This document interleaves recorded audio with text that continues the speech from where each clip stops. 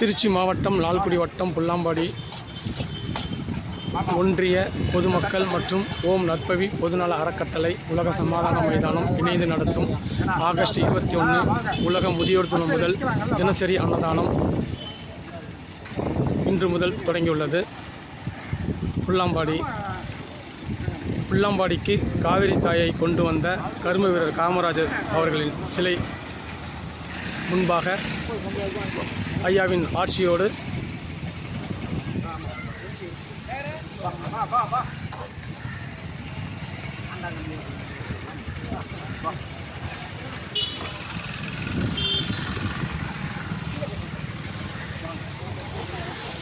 தலைமை ஏ முத்தமிழ் செல்வன்,